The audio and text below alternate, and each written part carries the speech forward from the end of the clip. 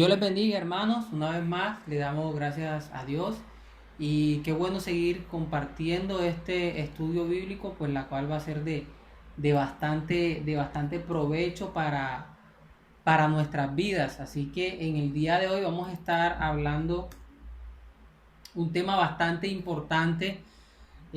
Recordemos todo lo que hablamos la clase pasada. Estuvimos hablando, a grosso modo voy a resumir acerca de las dificultades que hay a la hora de interpretar el texto, que está pues el tema de la cultura, el tema del lenguaje, el tema de la forma de escribir, el tema de la geografía, el tema de que la Biblia como tal es un libro antiguo, y todo esto son dificultades que que se nos aparecen a la hora de nosotros poder interpretar el texto bíblico.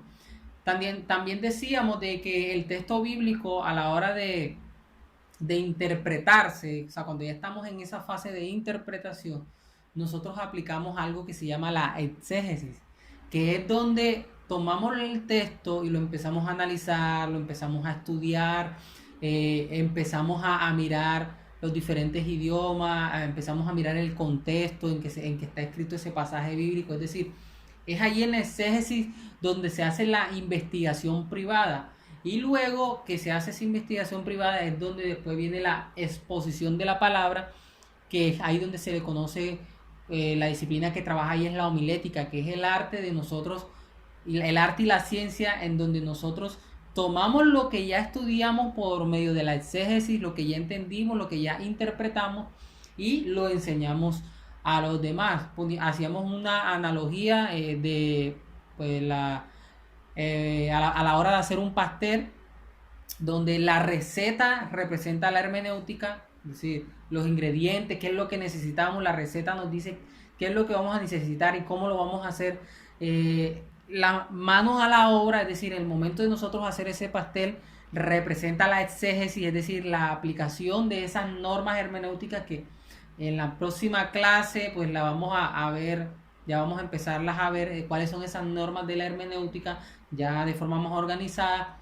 Y luego a la hora de entregar ese pastel pues ya representa la exposición de eso que ya interpretamos por medio de la exégesis, por medio de esta gran herramienta. En el día de hoy vamos a hablar acerca de los requisitos para la interpretación de la Biblia.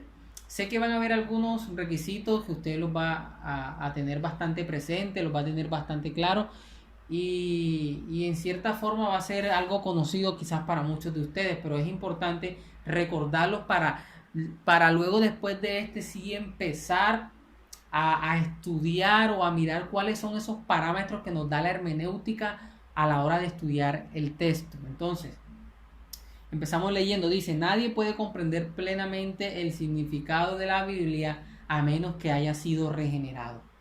Y esto es importante porque cualquier persona puede tomar la Biblia y puede estudiarla.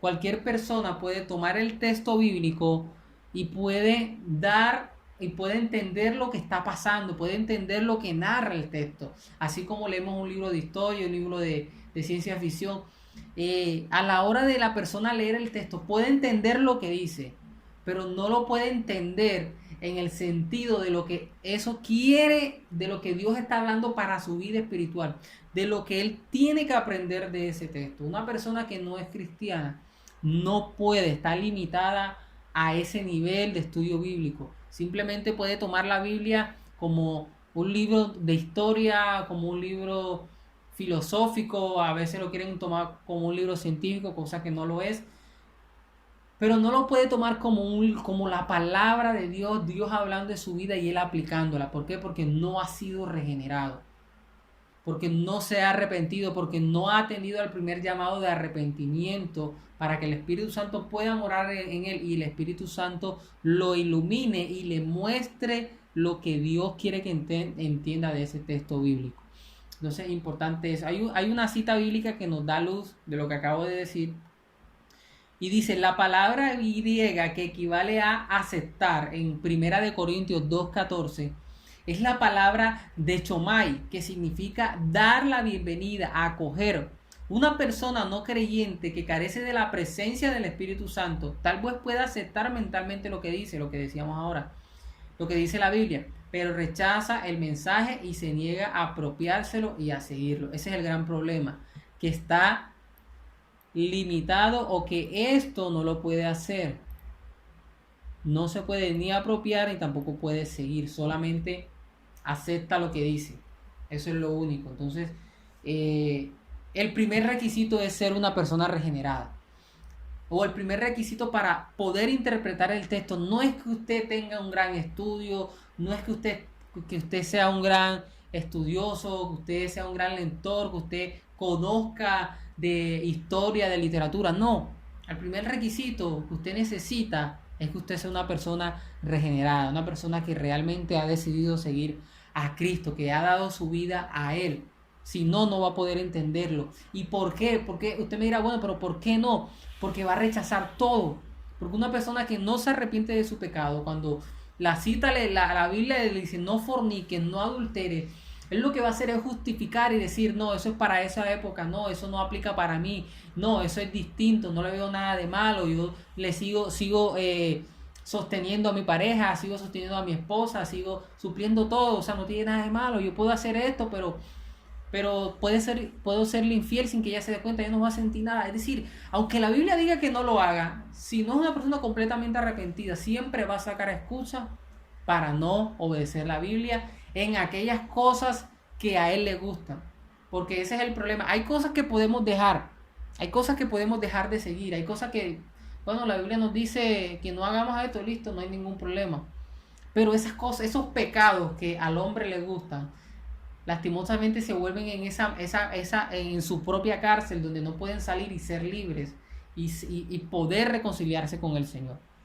Entonces eso es lo que pasa. Una persona no regenerada no puede interpretar el texto en el sentido que no lo puede entender en su corazón de manera que lo pueda aplicar. Sí mentalmente, pero no en el sentido que lo puede aplicar. Las escrituras deben también ser abordadas con la voluntad para obedecerlas y para poner en práctica lo que se aprende en la palabra del Señor. Hay un texto bíblico que dice que no seamos solamente oidores olvidadizos, sino que seamos hacedores de su palabra. Y por eso es la insistencia y que he venido diciendo en estas clases, y es que es importante, hermano. Es importante que usted entienda que para nosotros, o el propósito de estudiar la Biblia es aplicarla. O sea, de nada sirve que yo sepa Biblia y más Biblia y no lo aplique. El propósito del estudio bíblico que es necesario, que hay que hacerlo. O sea, no es para el hecho de que yo no sea maestro, no quiere decir que no tenga que estudiar la Biblia. Y aprovecho para aclarar esto. El hecho de que yo sea cantante, el hecho de que yo solo cante, el hecho de que yo solo sea ujier, no quiere decir que no tenga que estudiar la Biblia. Todos estamos llamados a estudiar la Biblia. ¿Por qué? Porque es la única forma, el único medio que Dios dio para que mediante el estudio bíblico sepamos qué hacer y cómo obedecer a Dios y mejorar nuestra obediencia al Señor. Entonces sí hay que hacerlo y es importante, pero con esa finalidad, no para la finalidad de mostrar orgullo, de saber que sé más, no. Es para agradar más al Señor y ser ejemplo ante los demás. Y servir a los demás en consejos si Dios me ha dado esa facultad. Entonces eso debemos de tenerlo muy en cuenta.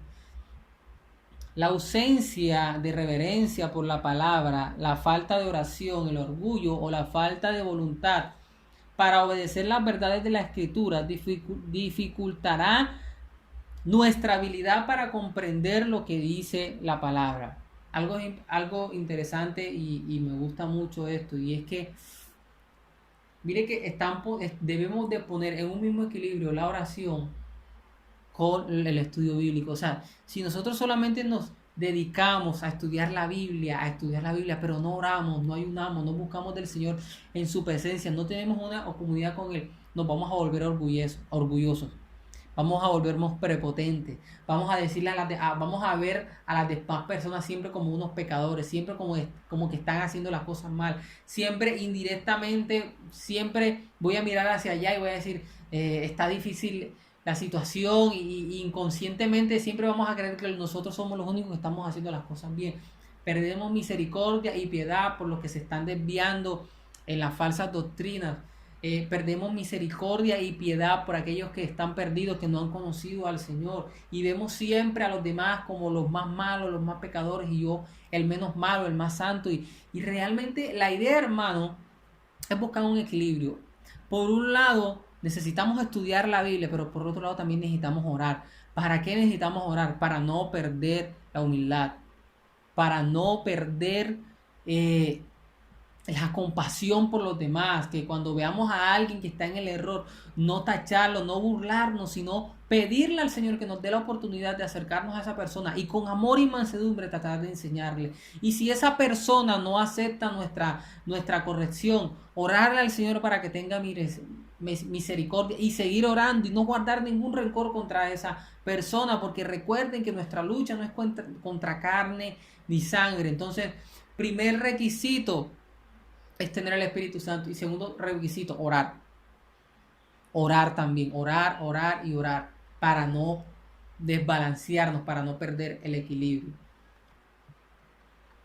Vamos a leer esto ahora. Mire lo que dice. La obra del Espíritu Santo en la interpretación no significa que les da a unos intérpretes un mensaje oculto divergente del significado normal y literal del pasaje. Y esto hay que tenerlo muy claro, porque a veces nosotros, si hay una frase muy común, y es el querer de nosotros, querer espiritualizar el texto, o sea, de ponerle o añadirle un significado espiritual.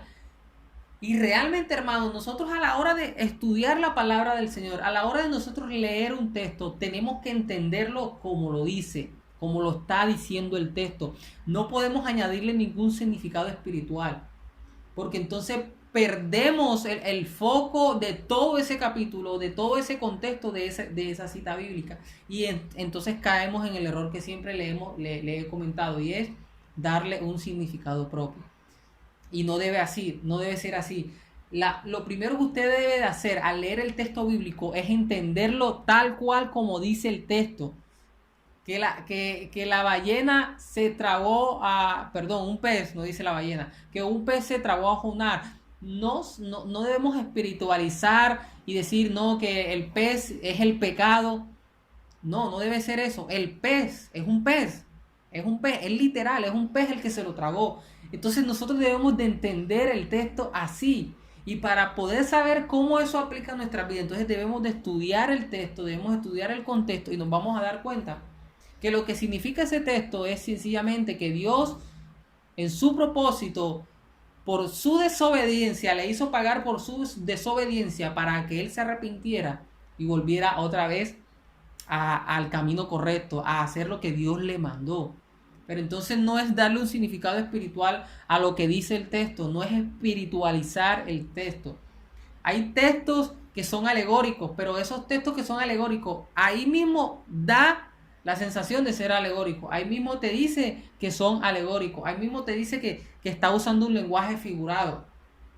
Pues obviamente si Cristo dice yo soy la puerta, pues ahí entendemos que es un lenguaje figurado. Pero si la Biblia dice y Cristo pasó de Samaria y subió a tal lugar y fue a este lugar, es literal. Cristo fue a ese lugar. No podemos espiritualizar y decir tenemos que caminar en nuestros sentidos espirituales, en nuestra vida espiritual, así como Cristo caminó, nosotros también debemos de caminar. No es el texto para enseñar eso. El texto está diciendo que Cristo caminó, que Cristo fue a este lugar, que Cristo hizo esto, que Cristo lo sanó a un enfermo. Es decir, hay que entender el texto de forma literal, como lo dice. No hay que espiritualizarlo.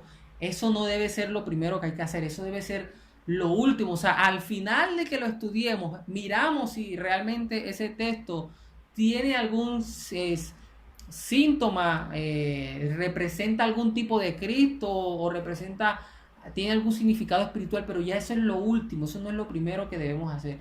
Por lo general, los textos se entienden de forma literal. Ahí mismo usted lo lee y ahí entiende qué es lo que el mensaje le quiere dar a usted. Entonces hay un texto bíblico, mire lo que dice. El Espíritu Santo guía a toda verdad. La palabra guiar significa dirigir o guiar por el camino. Hay que entender algo, hermano, y es que el texto bíblico tiene una sola interpretación. Una sola. O sea, no hay alguien que tenga una interpretación diferente a la mía y que Dios le reveló a él otra cosa en ese texto y a otro hermano le reveló otra cosa en ese mismo texto. Hay una sola interpretación. Es uno solo. Pero hay diversas aplicaciones y quiero que eso quede muy claro. Es una sola interpretación, pero hay diversas aplicaciones, porque si un texto tiene diferentes interpretaciones y puede significar muchas cosas, entonces se pierde, o como le dije en un inicio, caemos pues en lo mismo que caen las falsas doctrinas, y es tomar un texto, sacarlo del contexto y darle un significado propio. Y ese significado propio es lo que se convierte en una herejía. Entonces Dios no tiene revelaciones personales con alguien y con otro no. Es decir, lo que Dios me muestra a mí en su palabra, también mi otro hermano tuvo que haberlo visto. Si mi otro hermano no lo ve, obviamente cuando hablo de mi otro hermano creyente, si mi otro hermano no lo ve, entonces o él no está entendiendo el texto o realmente yo quizá estoy espiritualizando el texto y le estoy dando un significado que no debo hacer. Entonces, para que eso quede muy claro. Y en Juan 16:13 dice de que el Espíritu Santo es el que nos guía y es el que dirige nuestro camino. Pero es el que lo dirige por medio de la palabra. O sea, la palabra ya dice lo que tenemos que hacer. Nosotros tenemos que interpretar el texto y mirar qué es lo que dice. El papel del Espíritu y la interpretación significa que la Biblia fue dada con la intención de que todo creyente lo pueda entender, lo que veníamos diciendo. O sea, yo no puedo leer un texto y decir, este texto significa esto, y mi otro hermano eso no lo ve él, no ve él eso en ese texto. Y vamos a poner algunos ejemplos más adelante para que usted lo tenga más claro, pero lo que más me interesa ahora es que usted tenga el concepto para que lo pueda más adelante, cuando vayamos a poner ejemplos con unos textos, usted lo pueda asimilar con mayor claridad. Entonces, debe de quedar eso claro, es decir, la interpretación del texto bíblico, todos lo deben de ver así, todos lo deben de entender así. Por otro lado, esto no significa que los maestros humanos no son necesarios ni que una persona pueda ser instruida solo por la Biblia, sin poner atención a los que otros crean en ella. Es decir, usted no puede decir, a mí Dios no me habla por hombres, a mí Dios me habla directamente solo a mí. No, Dios usa a otros hombres para mostrarle en el texto qué es lo que el texto le está hablando a usted. Dios le habla a usted, pero Dios usa a otros hombres para mostrarle en el texto qué es lo que Dios le quiere hablar, porque a veces nosotros no entendemos. Y hay pasajes bíblicos donde la Biblia manda a los maestros a que enseñen, a que se acerquen y enseñen la palabra del Señor. Entonces, eso es una muestra evidente de que muchos hermanos, incluyéndonos a nosotros, en ciertos momentos vamos a siempre a necesitar a alguien que nos enseñe algunos textos que para nosotros son difíciles. Entonces, no es nada malo, no es que usted sea incapaz, no. Habrá momentos en que Dios pondrá a otros hermanos para enseñarnos cosas que nosotros no hemos visto y no hemos entendido en el texto. Ahora, hay una gran pregunta, y parece una pregunta retórica, es decir, una pregunta retórica es una pregunta que no necesita respuesta, que en su misma pregunta está la respuesta. Eso es una pregunta retórica. Entonces, ¿se puede entender la Biblia? Bueno, no necesitaríamos la respuesta, realmente sí se puede entender. Pero hay unas dudas que nos resultan ahora y unas complejidades con lo que estamos hablando. Entonces, ¿por qué necesitamos reglas o principios de interpretar? O como dijimos antes, ¿por qué un cristiano que estudia la Biblia necesita la ayuda de maestros o materiales escritos tales como comentarios bíblicos? Es decir, si se puede entender la Biblia, ¿por qué entonces necesitamos de la exégesis? ¿Por qué necesitamos de la hermenéutica? ¿Por qué necesitamos que otro hermano enseñe? No tengo que yo solamente leer el texto y ya entiendo el texto. Pareciera que esa fuera la respuesta más fácil, pero realmente sí se puede entender la Biblia. Es decir, hay algunas cosas que no se pueden entender, pero la doctrina fundamental de la iglesia, La doctrina fundamental del creyente usted la puede entender sin necesidad de nadie más. Es decir, que somos salvos por gracia, que Cristo murió por nuestros pecados, que debemos arrepentirnos, que debemos pedir perdón, que debemos ayudar al prójimo, que debemos amarlo. Es decir, la doctrina fundamental del cristianismo se puede entender. Sin ningún problema se puede entender. Hay algunas doctrinas o algunos puntos doctrinales y algunos pasajes bíblicos que necesitamos aplicar en la hermenéutica para poder interpretar el texto de forma correcta. Y pues obviamente habrán textos y hay muchos pasajes bíblicos que necesitan eso. Pero la doctrina fundamental de la iglesia, la doctrina fundamental, sí se puede entender. O sea, usted mismo puede ir a la Biblia y estudiar personalmente y puede entenderlo sin ningún inconveniente. La doctrina fundamental, obviamente. Pero hay otros puntos doctrinales que también son importantes, que para poder entenderlo tenemos que hacer todo esto que estamos haciendo, y es de aplicar las técnicas hermenéuticas y poder hacer una buena exégesis del texto y poder llegar a comprenderlo y aplicarlo en nuestra vida. Algunos pasajes, como ya dijo antes, son difíciles de entender, pero el mensaje bíblico básico de la Biblia es suficiente, simple para que cualquier persona pueda comprenderlo. Ahora, ¿quién tiene la perspectiva correcta de la palabra de Dios? Y bueno, aquí sí, no es una pregunta retórica, porque a veces nosotros escuchamos tantas posiciones respecto a diversos temas, y a veces uno dice como que, bueno, pero de todos ellos, ¿quién es el que realmente es el que dice la verdad? ¿Quién es el que realmente, y estoy hablando dentro del campo cristiano como tal? O sea, no estoy metiendo las demás sectas ni las demás herejías. Estoy hablando dentro de la comunidad cristiana trinitaria protestante. Dentro hay también diversas postulaciones, hay diferentes credos, como se le dice, hay diferentes posiciones. A veces también uno a veces no sabe cuál de todas es la verdadera y cuál de todas esas posiciones es la correcta. Obviamente yo no voy aquí a decir, bueno, en esto crea en esto crea en otro, no. Más bien lo que quiero darle ahora es algunos principios claves para que usted mismo pueda ver y mirar cuál de todas ellas es la más correcta. O sea, en cierto pasaje bíblico hay esta postura, hay esta postura, hay esta postura. Bueno, yo le voy a dar unos principios que son hermenéuticos para que usted de todas esas posturas usted diga, bueno, la postura más correcta es esta. ¿Por qué? Porque los principios bíblicos lo van a ayudar a usted guiarse y saber cuál de todas las posturas referente a ciertos temas es la correcta. Entonces, algunos principios claves. El primero, no debemos ir a la Biblia con nociones o ideas preconcebidas, sino que debemos dejar que la Biblia hable por sí mismo. Esto ya es algo que hemos hablado muchas veces.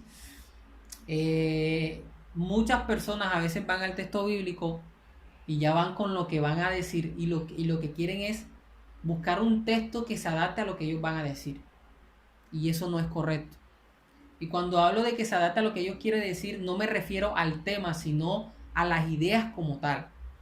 Porque yo sí puedo ir a la Biblia pensando en qué voy a decir, pero con referente al tema. Por ejemplo, voy a hablar de la santidad. Yo puedo ir a la Biblia así, o sea, pensando en qué voy a decir, pero es con referente al tema.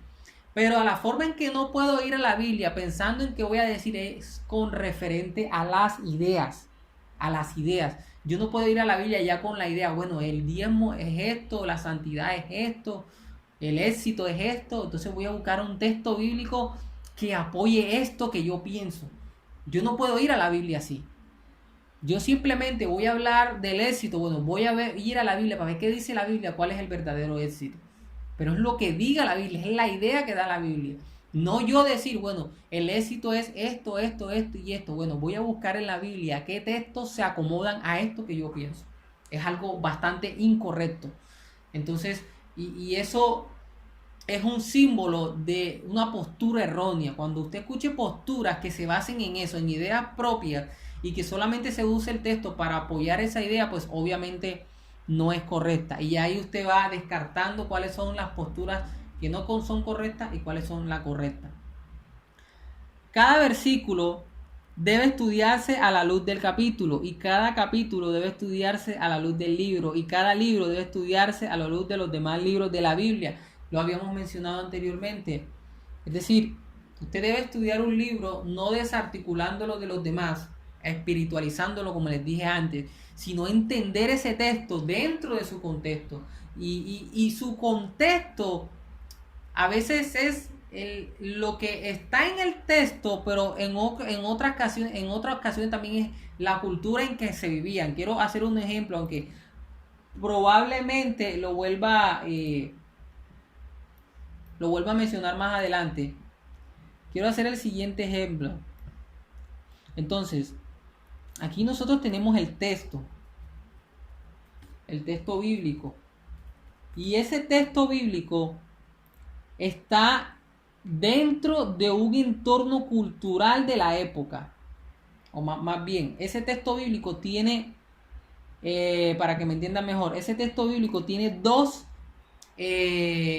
contextos culturales. Hay un contexto, entonces, hay un contexto que es bíblico. Hay un contexto que es bíblico, pero también ese texto bíblico tiene un contexto cultural, es lo que quise decir.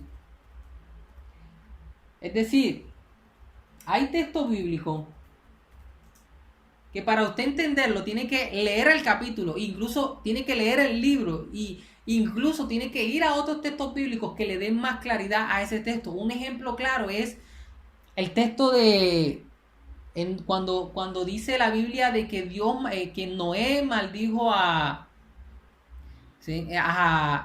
Can. Cuando Dios cuando Noé maldice a su hijo Can.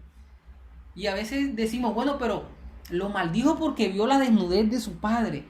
Y uno dice, bueno, pero ¿eso qué tiene de malo? Es decir, ver la desnudez de su padre da para maldecir a alguien. O sea, Noé maldijo a Can, a su hijo, solamente por ver la desnudez de su padre. Pero quiero que veamos algo. Y es que usted no va a poder entender ese texto si no se va al contexto bíblico. Es decir, si no estudia toda la Biblia, usted no va a poder entender ese texto. Y quiero que vayamos a Levítico 20. Mire lo que dice Levítico 20:11. Cualquiera que yaciere con la mujer de su padre, la desnudez de su padre descubrió. Entonces ya ahí tiene más claridad lo que realmente hizo Can. Cuando en el libro de Génesis dice de que Can vio la desnudez de su padre, aquí en Levítico 20:11 está diciendo que la desnudez de su padre significa que tuvo relaciones con su madre, con su propia mamá. Por eso fue que Noé lo maldijo. Entonces, nosotros en ese texto y en muchos otros, nosotros no vamos a poder entender qué es lo que quiso decir el texto si no entendemos, número uno, el contexto en que se escribió ese capítulo, y número dos, como esta historia de Noé, el contexto cultural de esa época. ¿Cuál era el contexto cultural de esa época? Que pues había una ley que que hace referencia al tener relaciones sexuales con su madre, y eso culturalmente en su época, eso significaba de que habían visto la desnudez de su padre. Es decir, cuando alguien decía viste la desnudez de su padre, estaba diciendo tuviste relaciones sexuales con tu papá, o perdón, con tu mamá o con la esposa de tu padre, como bien mejor se ha dicho. Entonces sí acaba de notar que esto que les acabé de mostrar aquí es eso. Es decir, en la historia de Noé, lo que les comenté, ¿cuál aplicó? Aplicó el contexto cultural.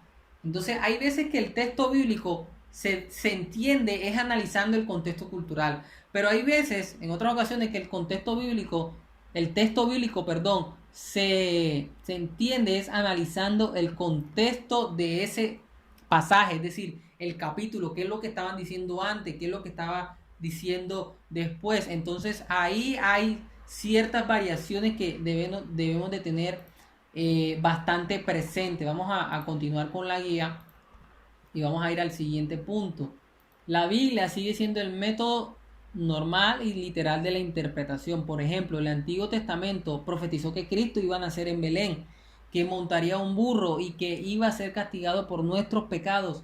Todo eso se profetizó en Isaías 53:4 y todo eso se cumplió de forma literal. ¿Esto qué quiere decir? De que la Biblia debe entenderse literal, es decir, tal cual como la escritura lo dice, tal cual debe de entenderse así. Porque así fue, por ejemplo, estamos poniendo como ejemplo este pasaje. En estos pasajes, porque son varios, en Miqueas dijo que iban a nacer en Belén y fue así que sucedió.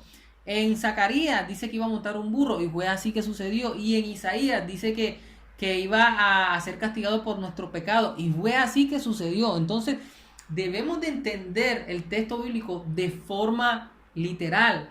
Mire que esos textos nosotros no los podemos espiritualizar.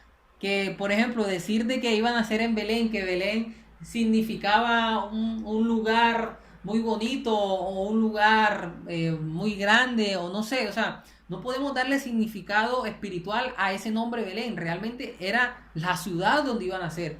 Es decir, se entendió el texto literal, como lo decía, que montaría un burro. Es decir, no, eso no, tampoco se espiritualizó en el sentido de que, bueno, montar en un burro, eso significaba de que, no sé, de que iba a hacer algo, de que se iba a montar, de que iba a estar por encima del gobierno o a espiritualizar algo así. No, realmente se entendió literal, que iba a montar un animal, un burro. El burro no estaba significando nada, una posesión, una casa, un gobierno, no, nada. El burro estaba significando su propio lenguaje, un animal, un burro. Eso era lo que iba a montar.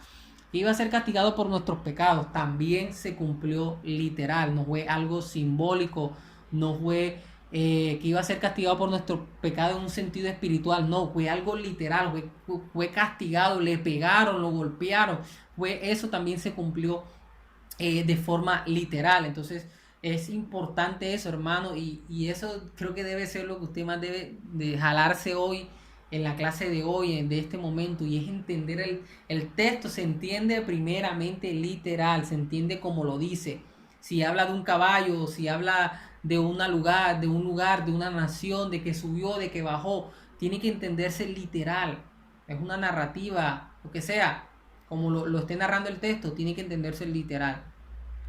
La meta de interpretar la Biblia es determinar el significado original del texto. Eso se llama exégesis. Sacar el significado del texto, lo cual es contrario a eisegesis, agregar significado al texto. Ya eso lo habíamos dicho antes. El trabajo de nosotros es ir al texto y mirar qué es lo que el texto me está enseñando. Eso es lo que se llama exégesis. Cuando yo me pongo a estudiar el texto y a mirar y a leer el contexto, a estudiar sobre la cultura de ese momento, lo que estaba pasando, para poder entender con mayor claridad qué significaban las palabras que dijo cierto autor, qué significaban las prácticas que hizo cierta persona y saber cómo aplicarlo a mi vida. Eso se llama exégesis. Pero si yo voy al texto y yo leo cierto texto y yo le doy un significado mío, que es lo que siempre les he dicho, eso se llama eisegesis. Yo le estoy dando el significado al texto y eso no es correcto, no se debe hacer así. Antes de que podamos determinar su importancia o relevancia para nosotros hoy en día, que no somos los lectores originales, tenemos que tratar de determinar lo que las palabras significaban a los lectores originales. Esto es otro principio clave, hermano. Esto es otro principio importante para su vida. Es decir, usted debe de entender el texto como el pueblo o como la audiencia original entendió eso. Recuerde que lo que usted lee, usted no es la audiencia principal de lo que usted está leyendo. Es decir, lo que usted está leyendo, primeramente no se le habló a usted. Eso se le habló primeramente a una audiencia, puede ser a un pueblo de Israel o a una persona específica. Y usted es la audiencia que sigue, nosotros somos la última audiencia, pero la audiencia original entendió eso que dijo esa persona de cierta forma Y eso, como ellos lo entendieron, es la forma en como nosotros también debemos entenderlo, porque es la forma en como Dios se lo dio a entender a ellos, es la forma en como Dios se lo dio a entender a ellos y permitió que se escribiera así. ¿Para qué? Para que también nosotros lo entendiéramos así. Entonces nosotros, nuestro mayor esfuerzo es ese, es lograr entender el texto como la primera audiencia, como las personas a quien fue dirigida las cartas, las personas a las que fue dirigida todos estos libros canónicos, lo entendieron. Entonces, mire, aquí hay un ejemplo. Dios le dijo a Noé que construyera un arca. Pero esto significa que todo cristiano hoy un día debe ponerse a construir un arca. Esta es una buena pregunta y es un gran ejemplo. Es decir, cuando nosotros leemos la Biblia, ¿qué leemos? Dios le mandó a que construir un arca. ¿Eso qué quiere decir? Que yo también debo de construir un arca ahora. Pues realmente no, mire lo que dice. Debemos entender que el mandato a Noé fue dado en la situación específica, geográfica e histórica. Es decir, ¿por qué eso no aplica a nosotros? ¿Por qué nosotros no debemos construir un arca? Porque eso se lo mandó Dios específicamente a él en una condición especial. Y es que Dios quería destruir la nación. Jesús les dijo a sus 12 discípulos que no entraran a ningún pueblo de los samaritanos. Obviamente esto no significa que los lectores de hoy en día, nunca deben entrar a un pueblo en Samaria. Eso es importante, hermano. Ese es otro ejemplo. Y es que Jesús le dijo a los 12 discípulos que no entraran a ningún pueblo a los samaritanos. Es decir, nosotros somos discípulos, es decir, que nosotros no podemos ir a Samaria nunca, porque Jesús les dijo a sus discípulos que no podían ir a Samaria. Pues obviamente no, si usted tiene la oportunidad de ir y conocer Israel, usted puede ir a Samaria y puede conocer la historia geográfica de lo que la Biblia narra, puede hacerlo sin ningún problema. Este mandato fue directamente para ellos. Fue directamente para ellos. Entonces fue un mandato que era específicamente para ellos, tanto para Noé como para los 12 discípulos. Entonces usted se preguntará, bueno, si el mandato era directamente para ellos, entonces ¿cómo eso aplica en mí?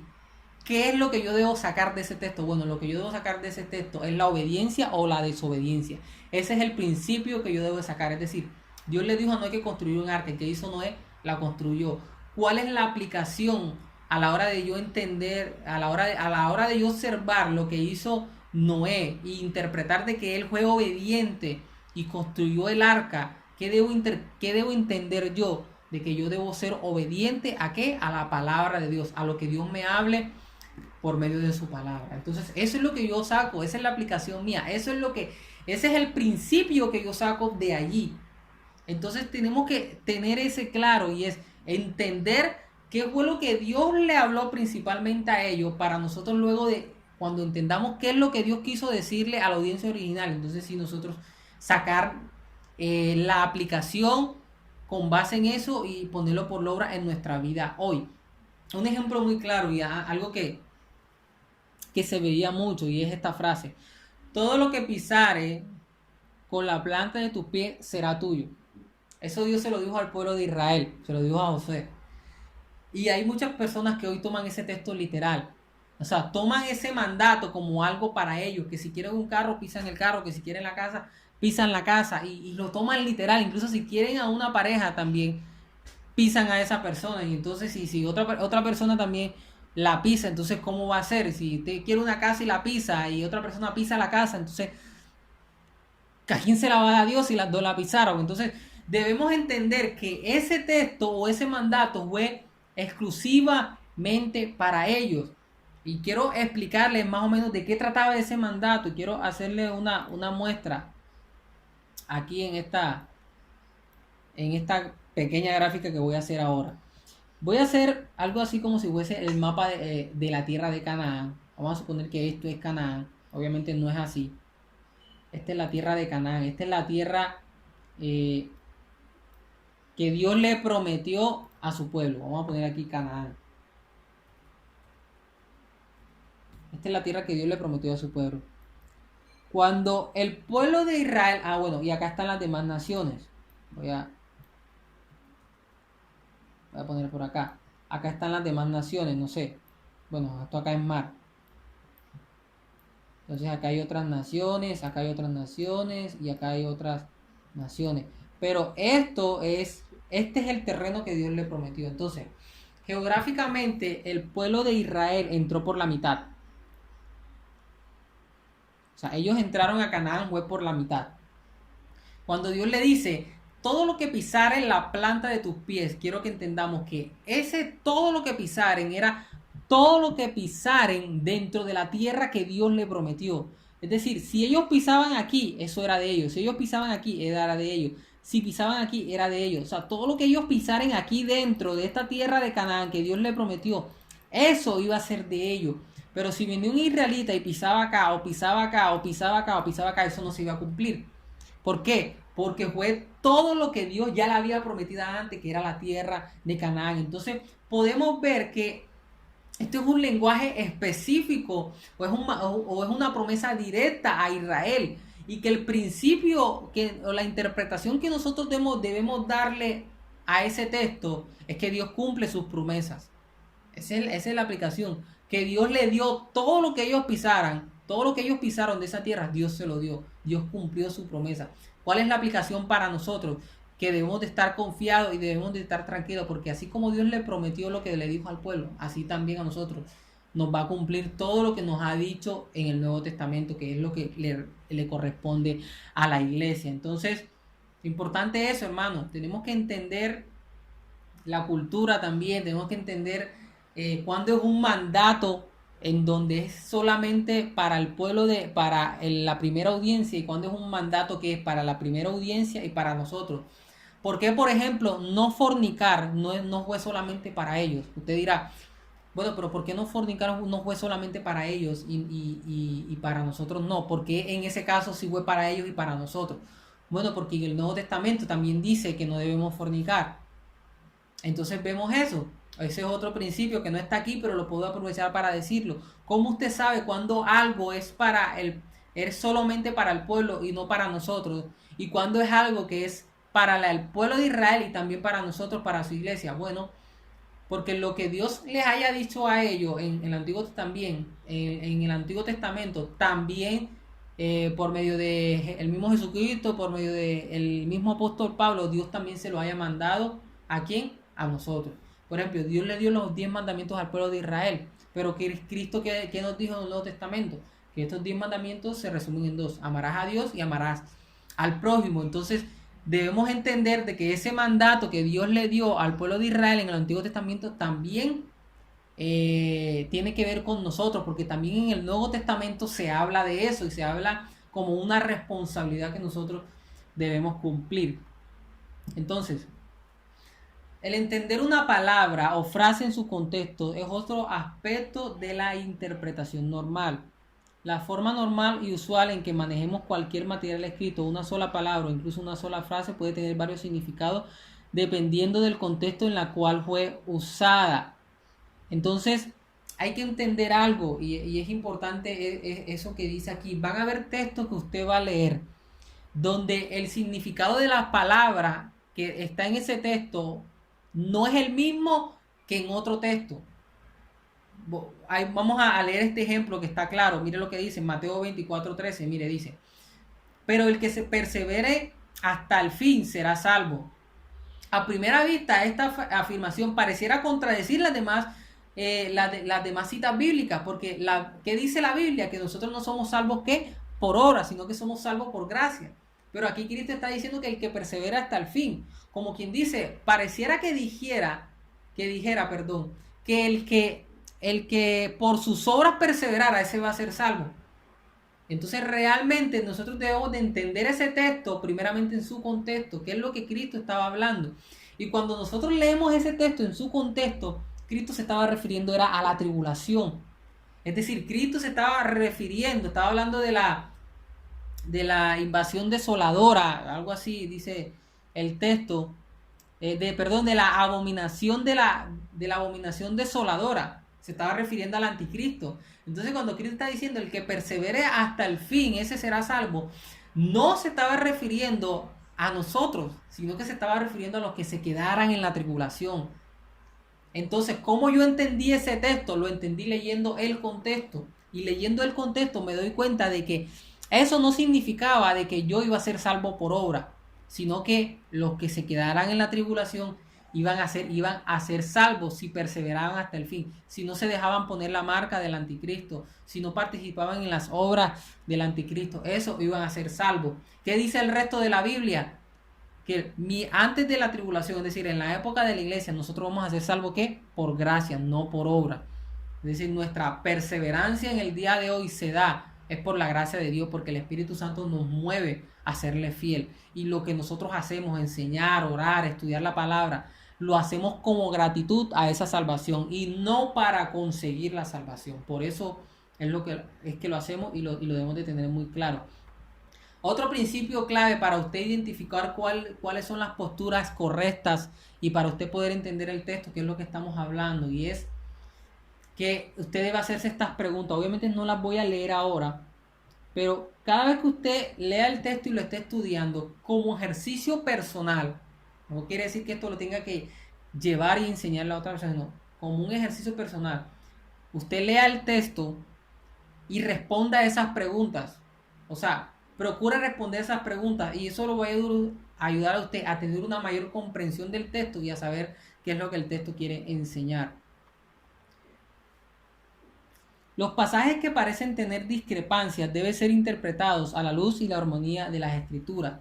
La palabra de Pedro, arrepentidos y sed bautizados cada uno de vosotros en el nombre de Jesucristo para perdón de vuestros pecados, no deben de ser entendidas como si enseñaran que la salvación viene del bautismo en agua. Entonces, mire, eso es un ejemplo clave. Es decir, hay pasajes que pareciera que tuviesen difíciles cuando Pedro dice, arrepentidos y sed bautizados cada uno de nosotros en el nombre de Jesucristo. Ese texto pareciera que estuviese contradiciendo Hechos 2:38 y debe ser entendido de tal manera que no contradiga otros versículos, los cuales muestran claramente que el bautismo en agua no es el medio de la salvación. Es decir, cuando usted lee un texto que pareciera que está contradiciendo lo que yo leí acá, tenemos que entonces empezar a analizar a qué era en su contexto cultural, qué era lo que Pedro estaba hablando.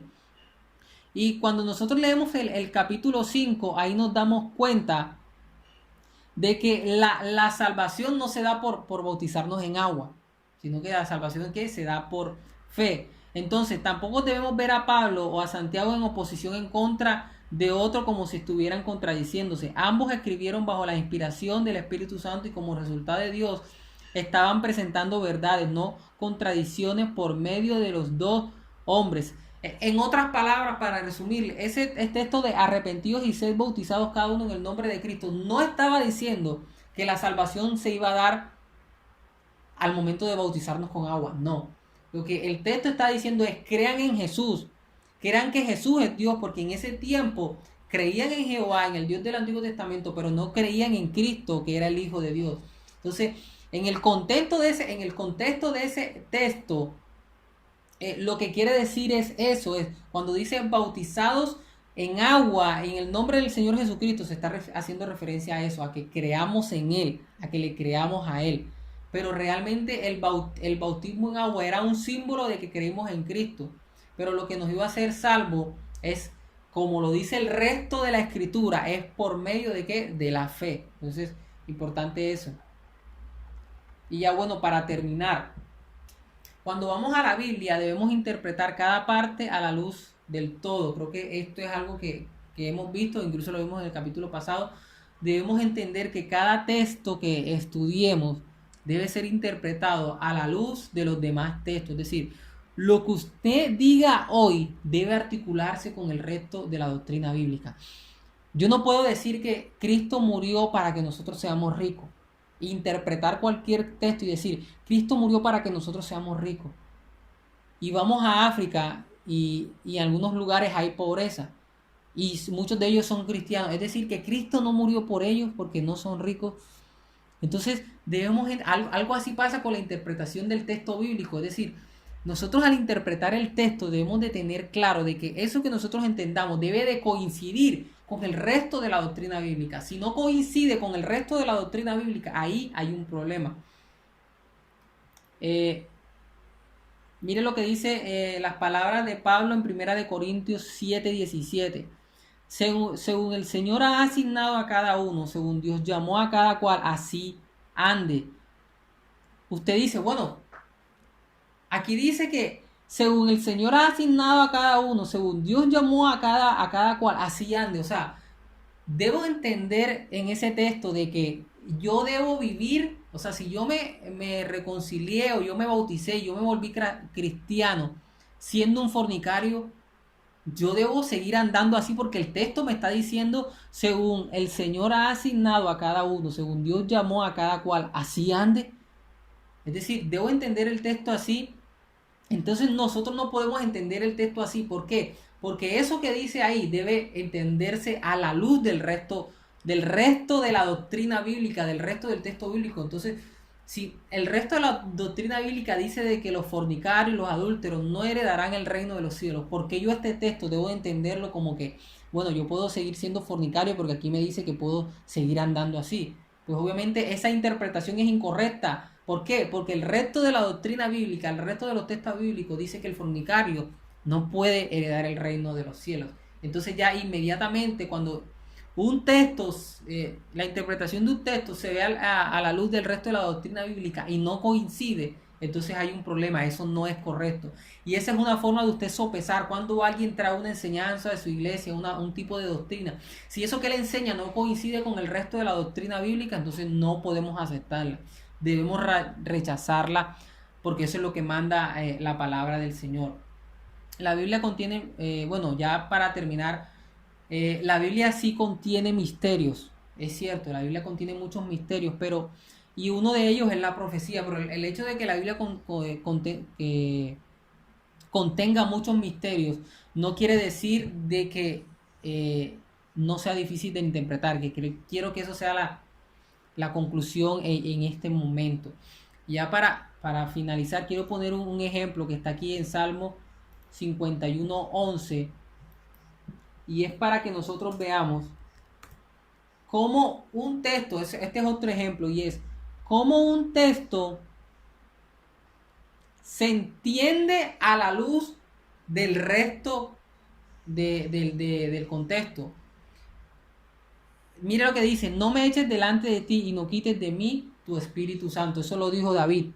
No me eches delante de ti y no quites de mí tu Espíritu Santo. ¿Será que yo debo entender cómo entender ese texto? Porque pareciera que dijera que David perdió el Espíritu Santo, cuando sabemos también que a la luz de la Biblia, para nosotros, un verdadero creyente no pierde el Espíritu Santo. Dice la palabra del Señor de que los que salieron de nosotros es porque no eran de nosotros.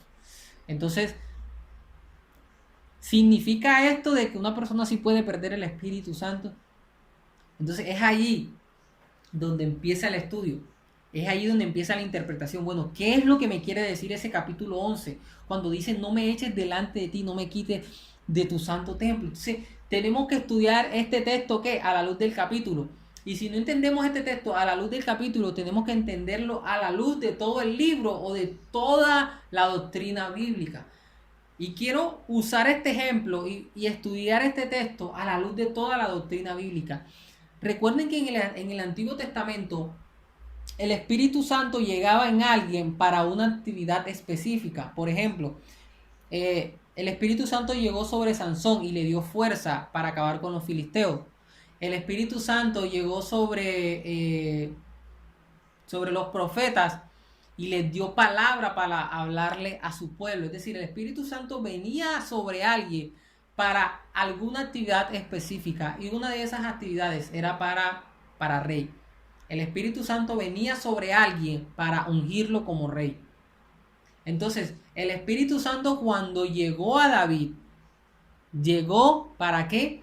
Para ungirlo como rey. Entonces nosotros debemos de entender esto a la luz de esa verdad que estaba sucediendo en ese tiempo, en ese contexto del Antiguo Testamento. Entonces, cuando David le dice: no me quites tu Santo Espíritu, él se estaba refiriendo, ¿qué había hecho? ¿Para qué había llegado el Espíritu Santo?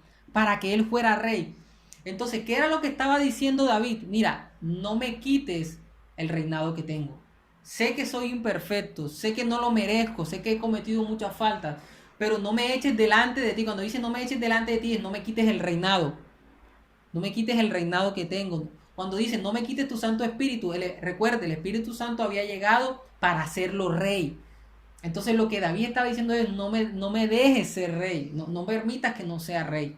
En tu misericordia y tu bondad, permíteme seguir siendo rey. Entonces mire cómo ese texto bíblico, para que se pudo entender, tuvimos que entender toda la doctrina bíblica y todo lo que estaba pasando en ese tiempo, en el Antiguo Testamento, que el Espíritu Santo descendía sobre las personas. Y no podemos interpretar este texto a la luz del Antiguo Testamento, que el Espíritu Santo está dentro de las personas, sino interpretarlo como se lo dije antes, como la doctrina bíblica o como acontecía en el Antiguo Testamento. Entonces, hermanos, espero que haya sido de gran bendición y que estos pequeños principios que dimos sea de gran beneficio y de gran ayuda para su estudio personal de la palabra. Así que el Señor les continúe bendiciendo.